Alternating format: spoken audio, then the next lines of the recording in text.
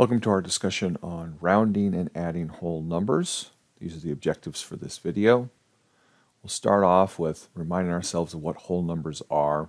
It's basically all of the positive integers plus 0, right? So we don't have any of the negative numbers, and it's just 0, 1, 2, 3, 4, 5, 6, 7, 8, 9, 10, and so on and so forth. Expanded form of numbers, this is not something everybody needs to know, but you need to kind of be aware of this is really what a number means. This kind of gives you an idea of what place value is, right? When we see the number 46, you can think of it as 40 plus 6, which really means you have 4 times 10, right? You have 4 tens, and you have 6 ones. So there's the 4 tens plus 6 ones. So this expanded form just gives us an idea of place value, right? 874 is 8 100s plus 7 tens plus 4 ones. Now you'll notice when I say 874, I don't say 874. We only use the word and for things that come after the decimal. So that's I don't know, just kind of a quirk about being able to speak math properly. Digits is a fancy word for saying each individual single number. So 874 has 3 digits. 305 also has 3 digits because the 0 is considered a digit. And of course, 46 has 2 digits. So with that said, we can kind of remind ourselves of all the place values, right? We know that the ones place is the first digit to the left of a decimal, right? And then we go up one more, it's tens, then hundreds, then thousands, then 10,000s, 100,000s, and so on and so forth, all the way up into those big, huge numbers that nobody really can comprehend, like past billions becomes trillions, and so on and so forth. Just so you know, different countries treat numbers above millions differently. If you look at the pattern, right? Ones, tens, hundreds, right? And then this is like ones, thousands, right? Tens, thousands, hundreds, thousands. And you can't have thousands, thousands, right? So you have to move on to the next one. So you have ones, millions, tens millions, hundreds millions, but you could have thousands of millions before you get to millions of millions, right? So sometimes they'll have these extra steps, but usually the standard form is we basically do ones, tens, and hundreds of everything, and then the next name comes in, right? So ones, tens, hundreds of our millions, then they become billions. Ones, tens, hundreds, billions, then they become trillions, and so on and so forth. So that's the more commonly accepted standardization. So of course, something like this, 14,237, right? You can see that we have 1 of the 10,000s, 4 of the thousands, 2 hundreds, 3 tens, and 7 ones. Just keeps us kind of thinking about each of these individual digits actually has a value behind it, which is why zeros, in the middle of a number mean something, because they're telling us we don't have any of that value. Now, rounding whole numbers. It's a very simple process. You always round a number up if the number to the right of it is 5 or greater, and you round it down if it's less than 5. So simply speaking, if we wanted to round 247,563 to the 10,000th place, right, which is the digit where the 4 is, then we look to the digit to its right, which is a 7. That is 5 or bigger. So that means we round this up to a 5, and we get 250,000. And the reason why we round that way is 247,000 and change is closer to 250,000 than it is to 240,000, right? Because 7 gets us closer to 10 than it does to 0. So that's the whole idea of why we're rounding. We're just rounding to the next closest thing. And of course, we can do it for all sorts of different things. We can round to the nearest 10. Because it's a 3, we round down. We can round this number to the nearest 100. So now we're in the hundreds place. We're looking at the tens. That's 5 or bigger, so it goes up, right?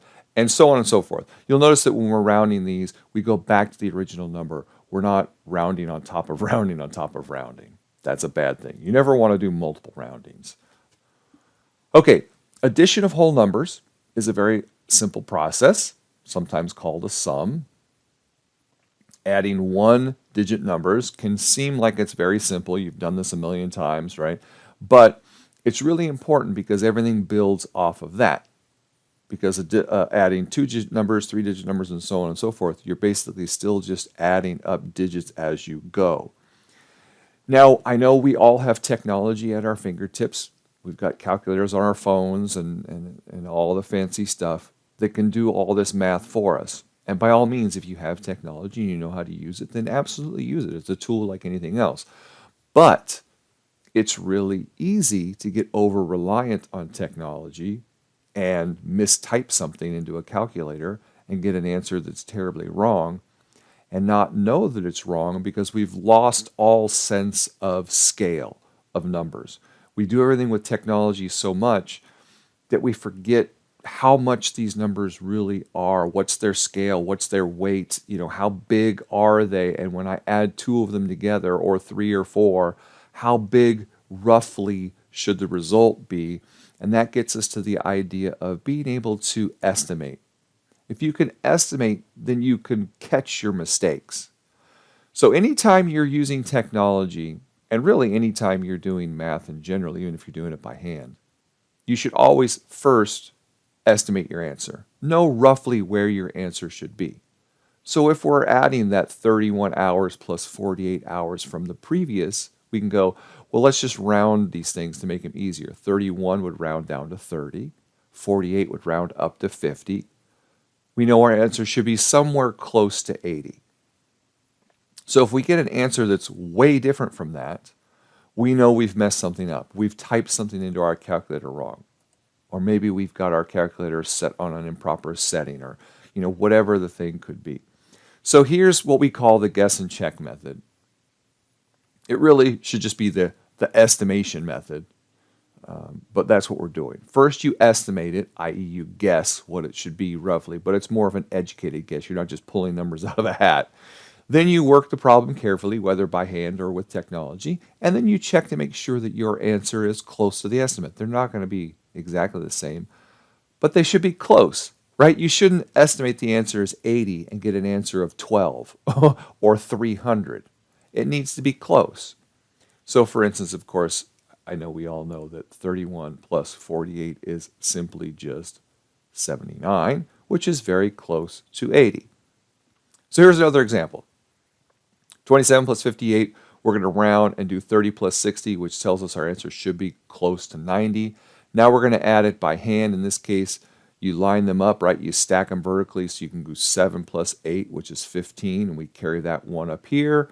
2 plus 5 is 7. We add in the 1, which gives us 8, and our answer is 85. Or, of course, we could have plugged it into technology. But in either case, we see that 85 is pretty darn close to 90, so we feel confident that we didn't make any huge mistakes.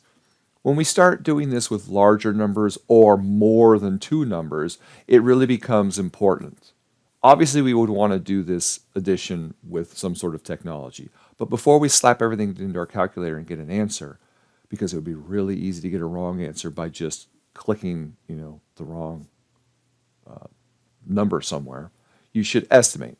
So you change everything into basically powers of 100. And the reason why you can do powers of 100 is your smallest number is 88, which would round up to 100. So everything's going to have two zeros, which makes it really easy, right? Because if everything has two zeros, we can know that we just basically add all the other numbers and then slap two zeros on the end, right? So 9 plus 1 is 10, plus 15 is 25, plus 5 is 30. So we get 30 plus the two zeros. There's our 3,000. We know our answer should be in the realm of 3,000. That's roughly how big it should be. And then we plug everything into our technology, and we get an answer of 972. And then we keep going. We have to add everything, and we finally get 2972, which is pretty close to 3,000. Now here's another thing to think about when you're using calculators and stuff where you could mistype stuff. You could still, let's say you were typing in 536 and you did 546 by mistake. you're still going to answer, in this case, it's only 10 off, so it'd still be 2982. And you go, oh, yeah, that's close to 3,000.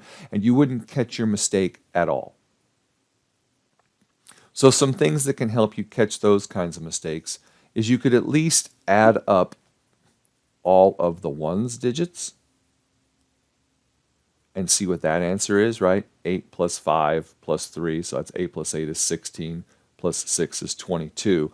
You know that it has to at least end in a 2. So that would catch any mistakes where you typed in a 1, the ones digit of the number incorrectly. But if you made that simple mistake of 46, that one's going to be tougher to check and tougher to catch. So for things like that, really all you got to do is go slow and double check when you're typing everything in. That's always a good practice, is to just slow down. Okay, practical applications, sometimes called word problems, which of course I don't like because then it's got the word problem in it, which everybody thinks, oh no, they're going to be difficult, it's going to give me problems, right? But that's not the case. Word problems are just basically taking some math and putting a context to it, putting a real world situation to it, which actually can make them easier because it's easier to wrap our head around math if we can kind of visualize what's happening in the real world. It's not just a bunch of arbitrary numbers that I'm adding together. In the case of this, it's a bunch of weights, right? And I have to calculate the total weight that's going to be in this vehicle. So again, our first step would be to estimate, round everything to the nearest 10, add it all together. Know the answer should be close to 500. Then do the work, plug everything into technology nice and slow and methodical and making sure you don't make any mistakes. Get our answer, check that they're on the same scale and go, okay, we're all good.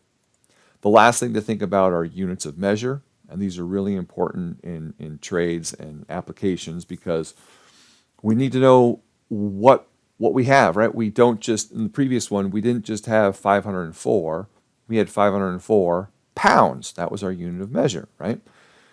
So we need to be familiar with all of these units of measure. We need to be familiar with how to convert from one to the other within their own group and in between them. So what I mean is you should know how to convert within the U.S. customary units. So how many inches are in a foot, how many feet are in a yard, and so on and so forth. But you should also be able to convert back and forth between U.S. and metric units. How can we convert between feet and centimeters, or yards and meters, or miles and kilometers, those kinds of things. And of course, the same for weights and areas and capacities and all of these. The problem is that our U.S. ones are all over the place. They make no sense. 12 inches in a foot, but 3 feet in a yard, and then 5,280 feet in a mile. It's like, what the hell? There's no symmetry in anything. Whereas the metric system, everything is just powers of 10. 10 millimeters in a centimeter, 10 centimeters in a meter, right? 100 centimeters in a meter, and then 1,000 meters in a kilometer. So it's all powers of 10. It's very, very simple. Then you go 12 ounces in a pound, 2,000 pounds in a ton, right? It's just ridiculous. So everything on the left gets tough. You have to memorize things or have a cheat sheet somewhere so you know what the conversions are. Okay, that's all I have for you for this one.